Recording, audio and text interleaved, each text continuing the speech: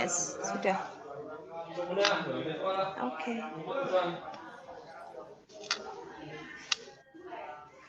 Ya. Assalamualaikum warahmatullahi wabarakatuh. Waalaikumsalam warahmatullahi Ya, wabarakatuh. selamat sore Bapak.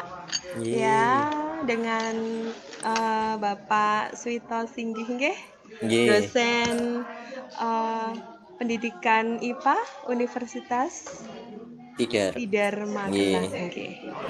Nggih, Bapak, ada beberapa pertanyaan yang mau saya tanyakan di sini tentang penyebab-penyebab dari masalah-masalah yang saya temukan di kelas, terutama di pembelajaran saya, gitu. Bisa saya mulai Pak dengan pertanyaan yang pertama? Silakan Bu Andin.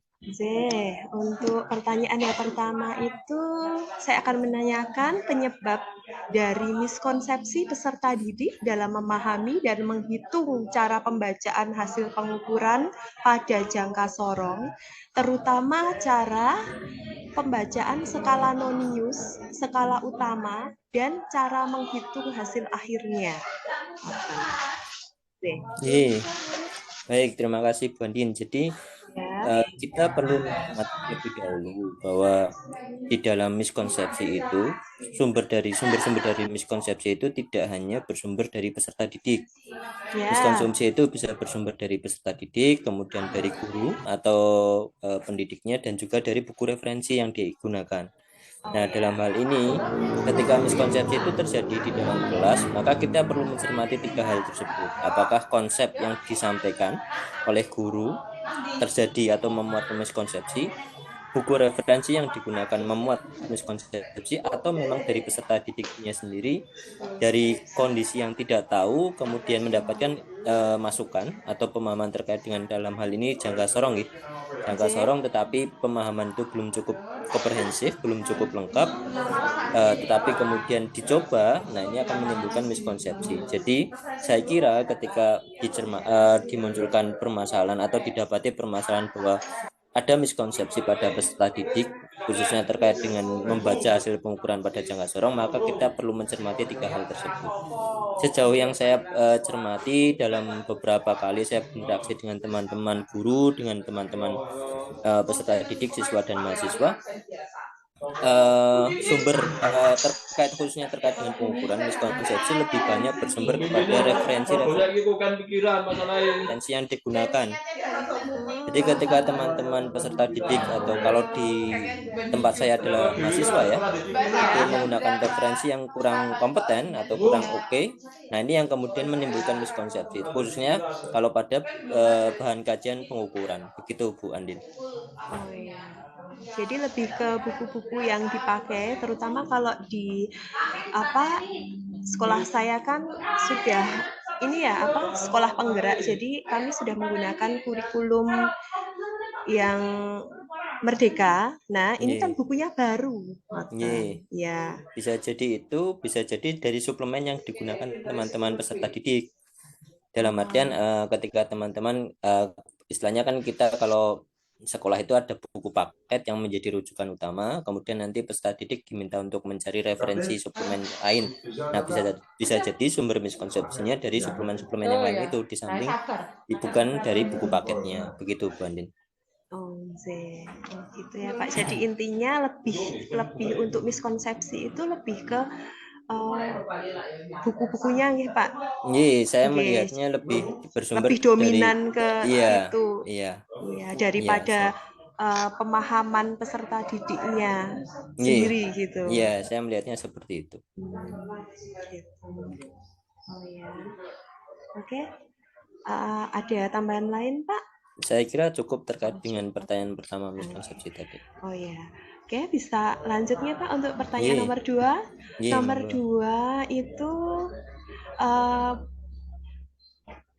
apakah penyebabnya jadi penyebab peserta didik masih kesulitan dalam memahami dan menghitung nilai rata dan simpangan baku pada ketidakpastian pengukuran berulang.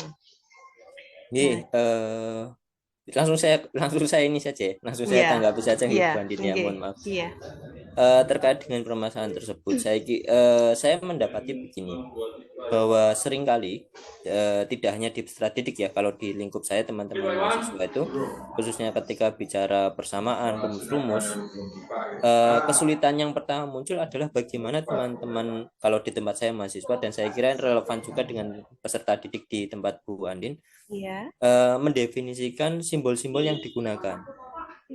Kalau misalnya kita mencermati nilai rata dan simpanan baku, kita biasa menggunakan sigma X, atau kemudian sigma X per N, atau kita ada yang menggunakan rata-rata itu dengan X bar, X dengan X bar di atas dan segala macam, yang mana itu tidak, teman-teman peserta didik atau di tempat saya mahasiswa tidak familiar dengan penggunaan itu. iya, Misalnya iya, kita kalau pada nilai rata-rata lah, kita jumlah data kita simbolkan dengan lambang N.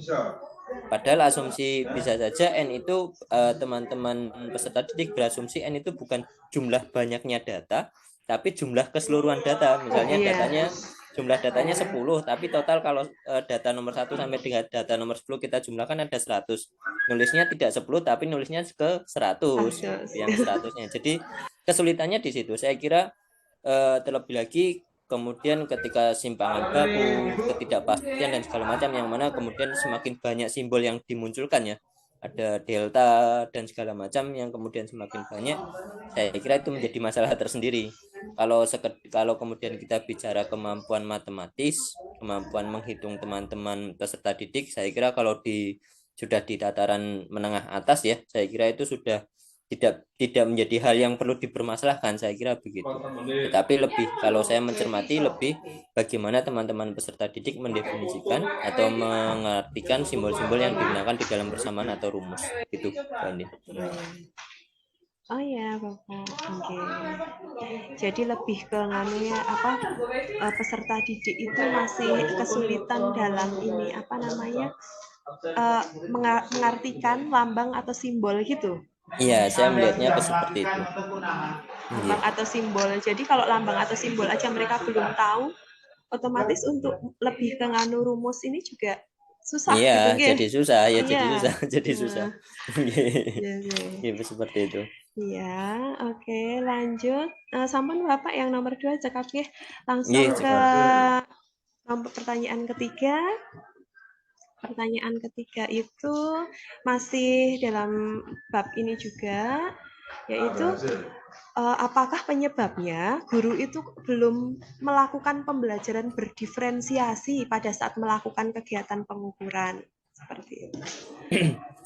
Pembelajaran berdiferensiasi itu kan kemudian kita mencermati kebutuhan peserta didik begitu ya, dengan variasi yang kemudian berdasarkan kebutuhan peserta didik.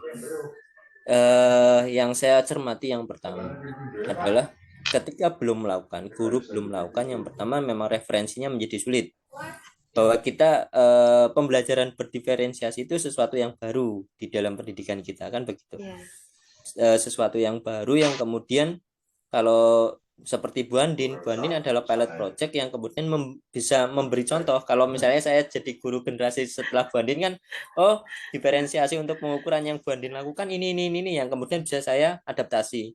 Nah, ini Iya. yang menjadi masalah kan begitu. Bagaimana Bu Andin membuat pembelajaran-pembelajaran yang berbeda berdasarkan kebutuhan peserta didik. Nah, ini yang menjadi masalah adalah referensinya atau kegiatan apa yang bisa dilakukan dari A. Jadi opsi yang dimunculkan dulu, Bu Andin.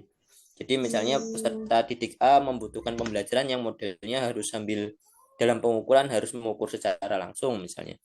Ya. Kemudian ada peserta didik B yang kemudian dalam pengukuran bisa menggunakan, kita bisa memanfaatkan virtual lab gitu, pet atau segala macam begitu. Nah, ini kan referensi kita terkait dengan hal tersebut kan masih sedikit. Ini Iya. yang saya kira Iya. menjadi Iya. masalah. Saya kira itu yang menjadi masalah. Jadi Masih bukan, bingung. masih bingung. Ketika mendapati peserta didik dengan diferensiasi A, kita harus menggunakan apa dan segala macam, bagaimana memberi opsi banyak sehingga siswa juga mengambil, oh, saya mau belajar dengan cara yang ini, saya pakai cara yang B, saya pakai cara yang C. Nah, ini kan yang menjadi PR.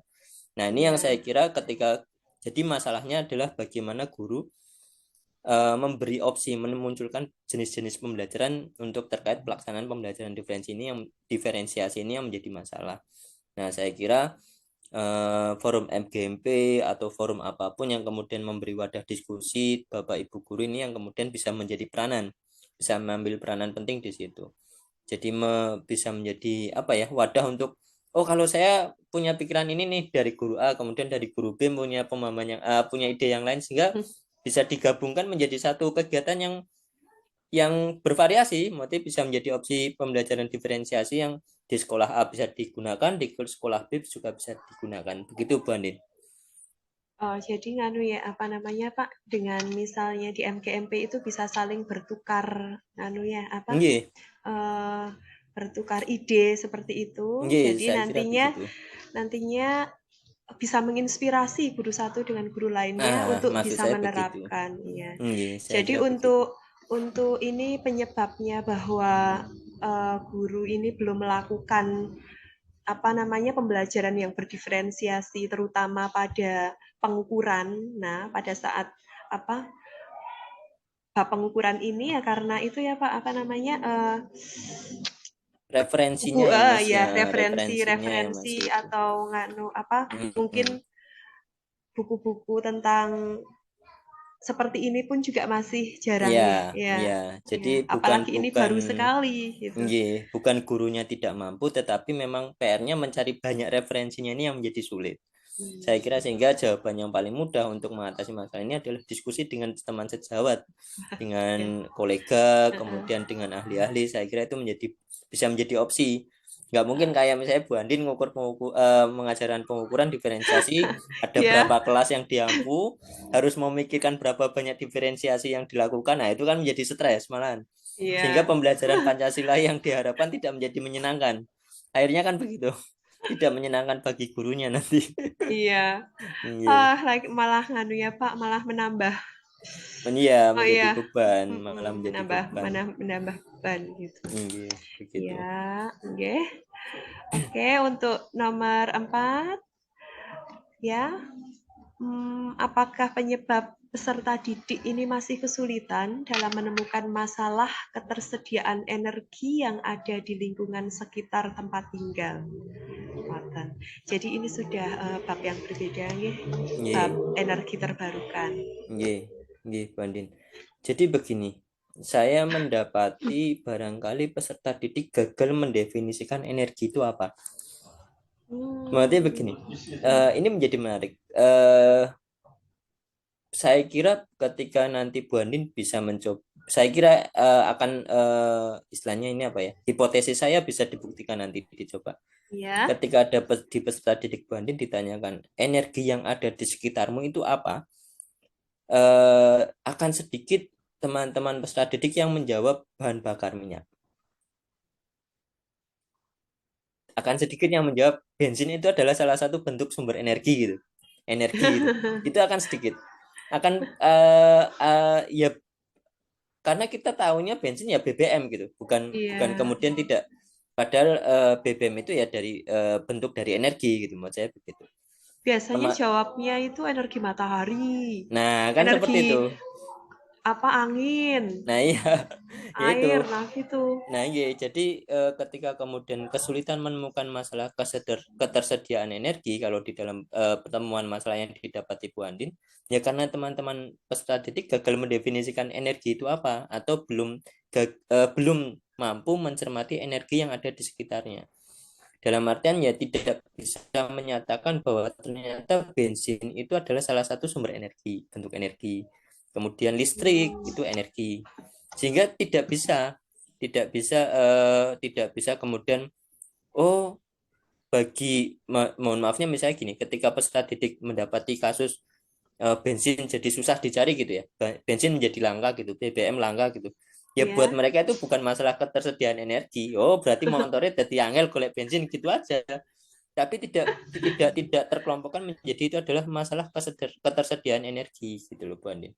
Jadi Oh, permasalahannya adalah saya kira teman-teman peserta didik belum mampu barangkali ya, atau ada hal yang hilang di situ learning loss-nya yang hilang di situ adalah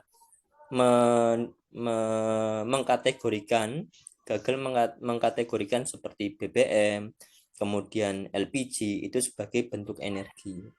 Sehingga ya tadi sebagaimana yang tadi Bu Andin sampaikan, yang muncul adalah sumber energi ya energi matahari, energi air, energi angin yang muncul yang seperti itu.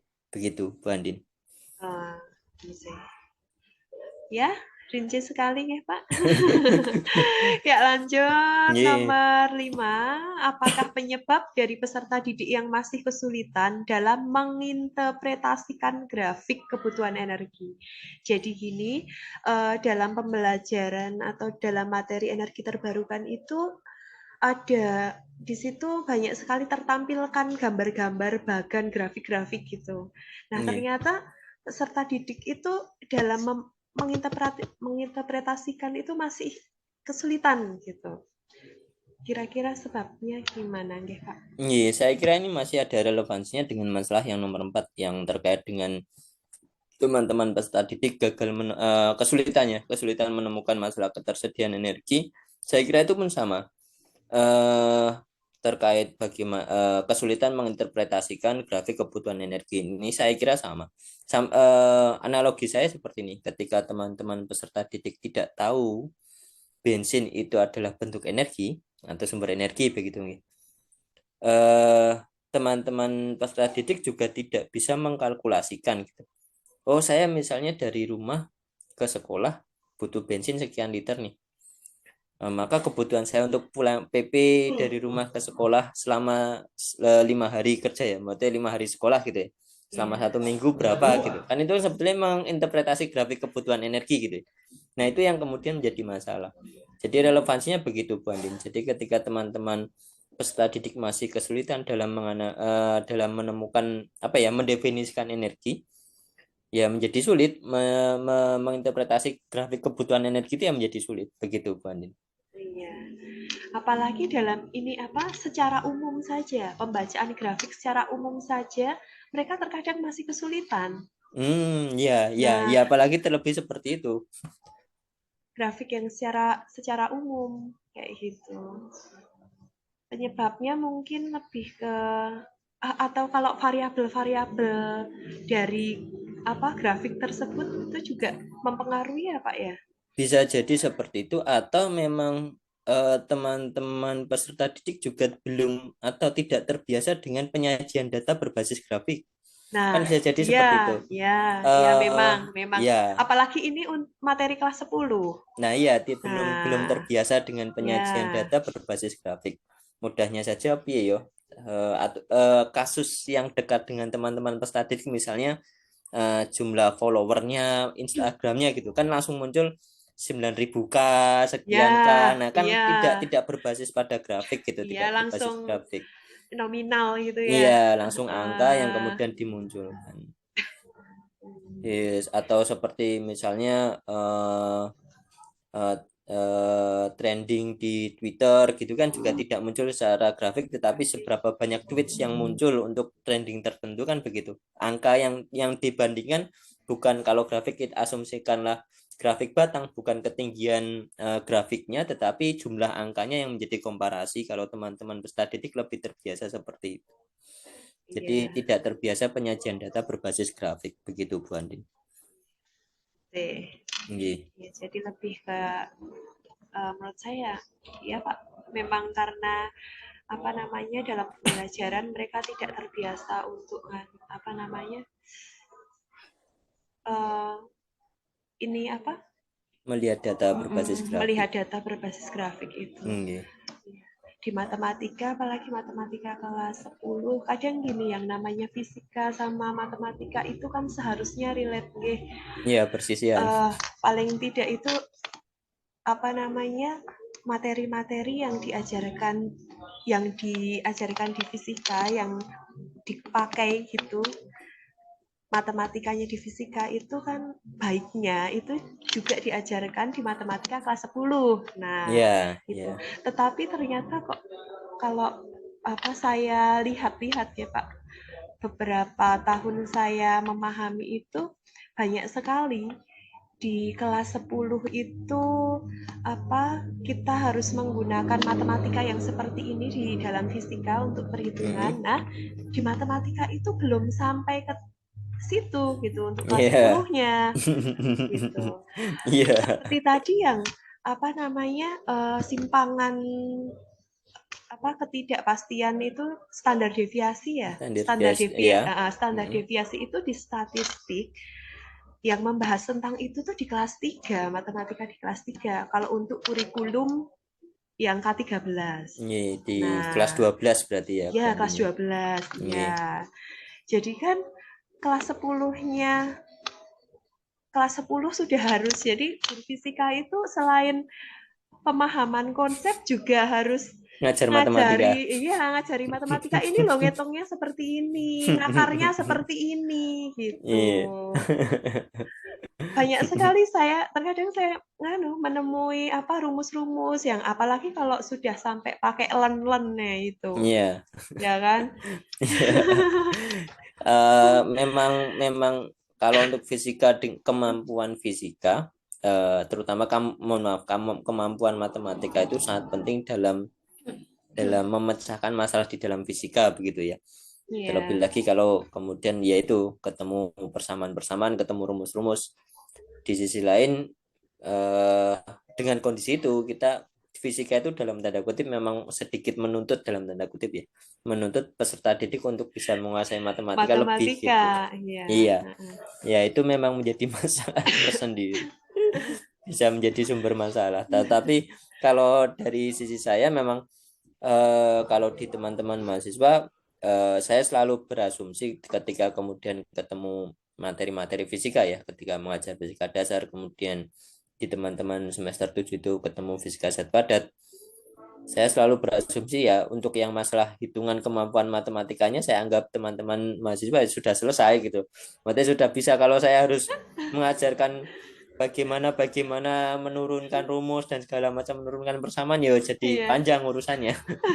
Jadi rantai. Bahan kajiannya tidak selesai itu nanti.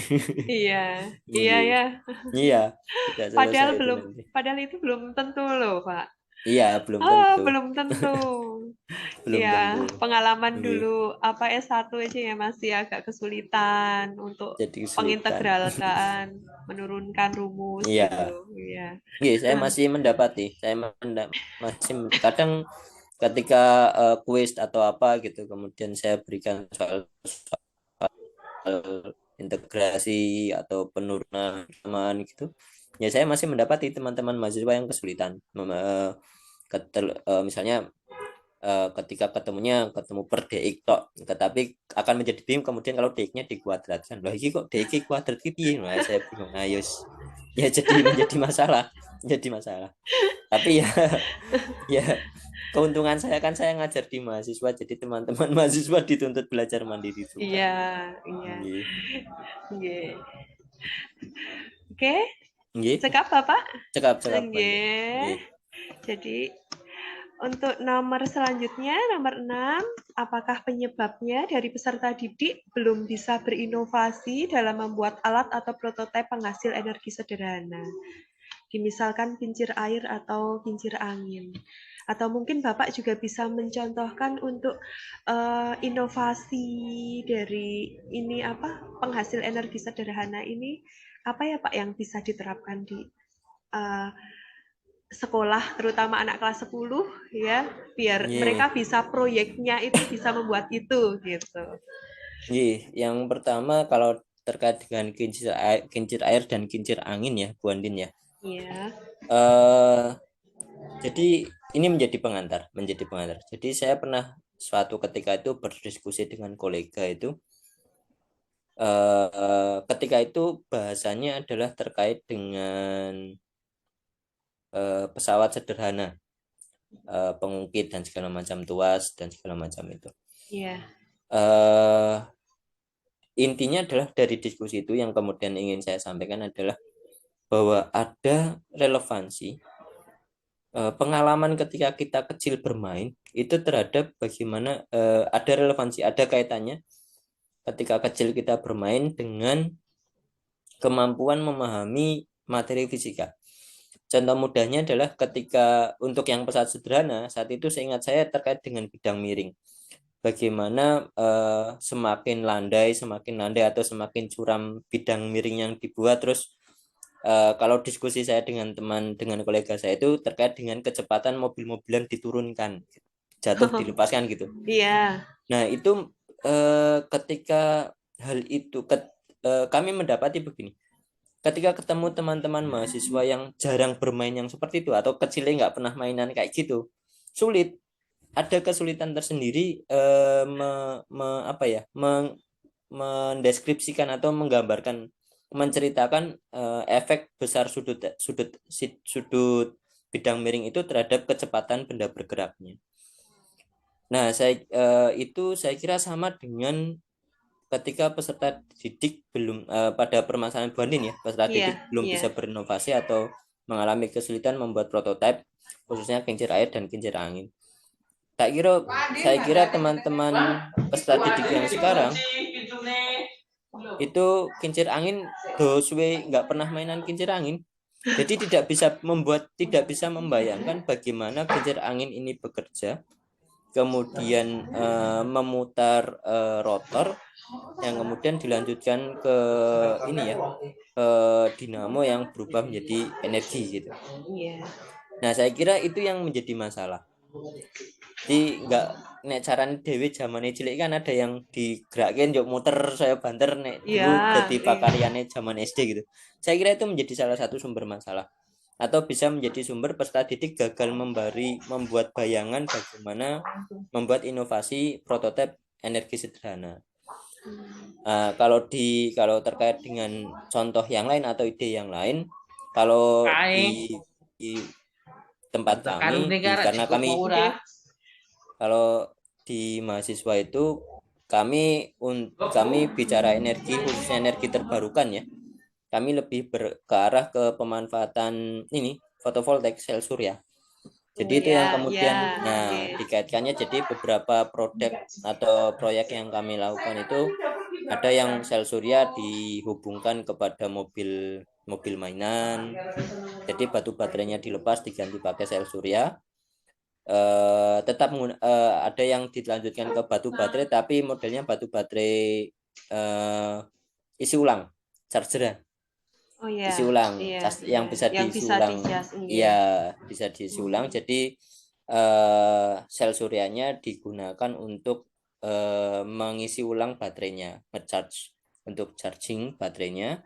Ada yang kemudian sel surya itu dilangsungkan ke ke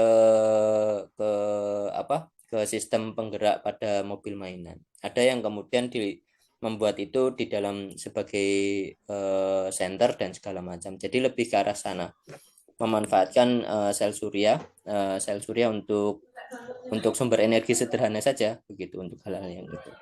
Kalau itu sudah diterapkan ya Pak di grade universitas?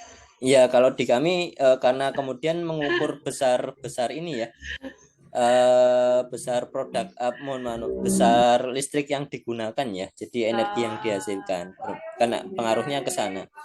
Jadi kalau di tempat saya, kalau ketika sel surya ini kurang atau jumlah energi yang dihasilkan, listrik yang dihasilkan kurang, kan nanti untuk mobil mainannya itu tidak bergerak dengan cepat, atau senternya tidak berjaya dengan terang, begitu ya, nyalanya tidak terang gitu.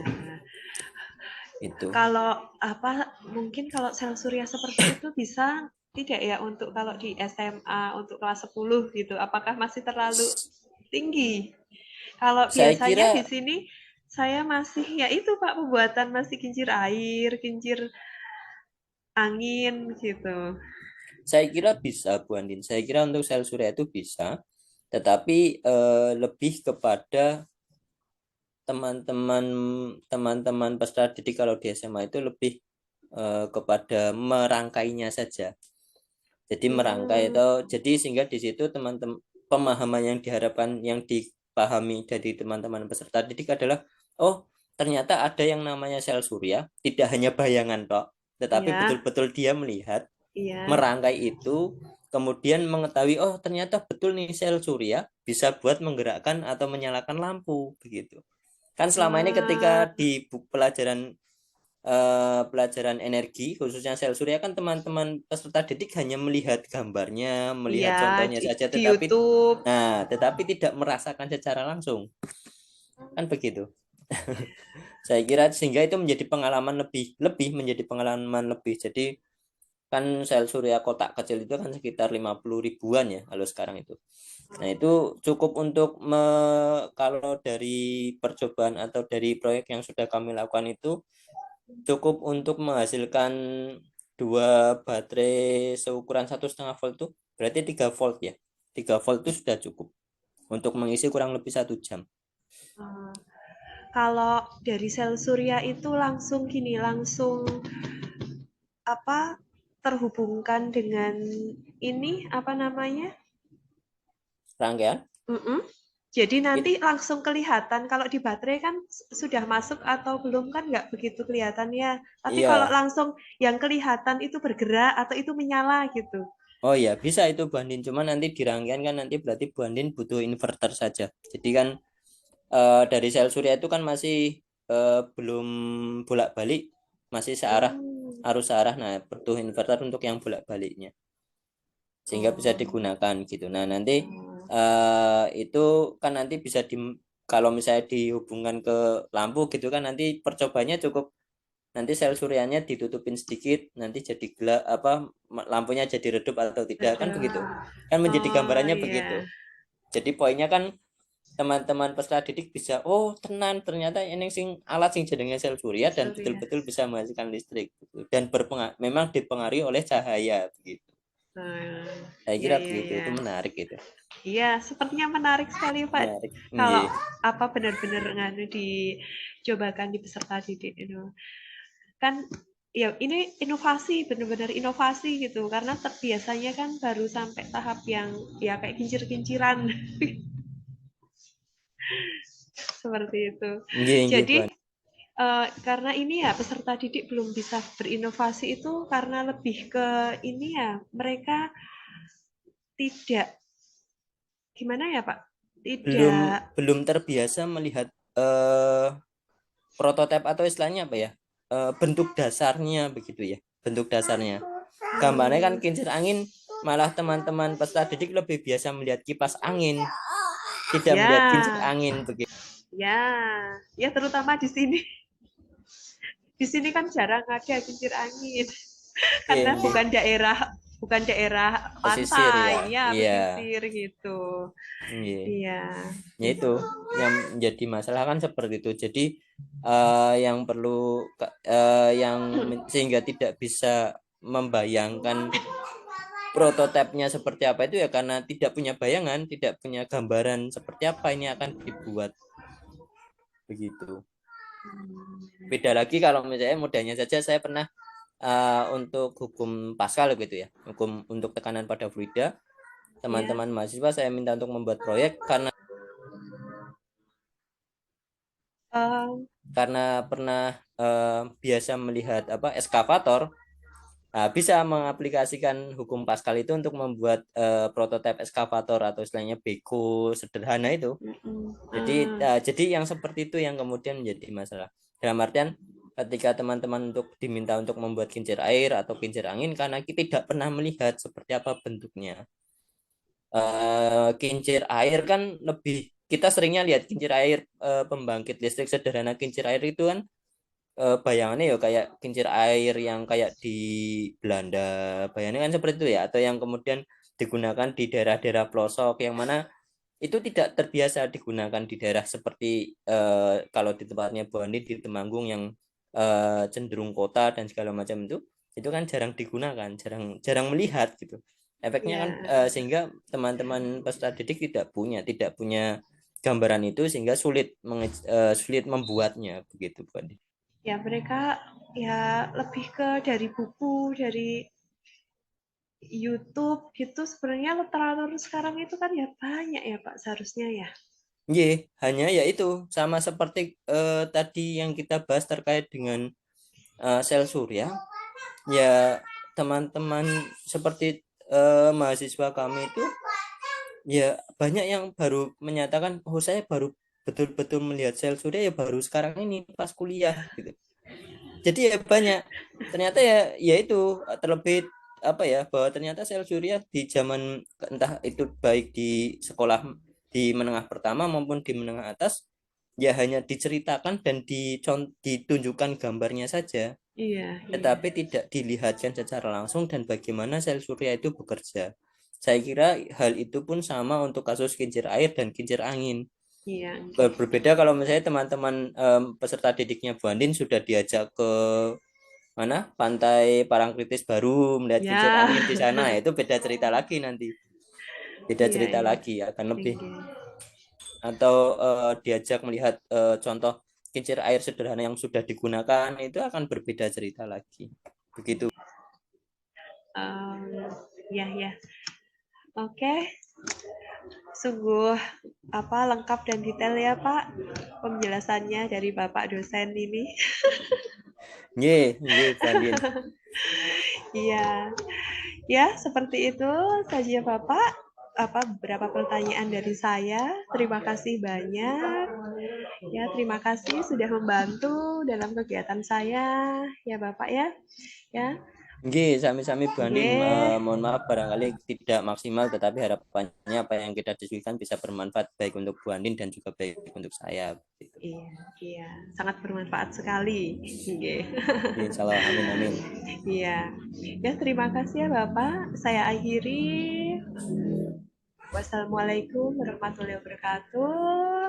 Salam, Nggih, selamat sore, selamat beristirahat. Nggih. nggih, terima kasih Bu Andin. Bareng-bareng. Iya. Waalaikumsalam warahmatullahi wabarakatuh. Nggih.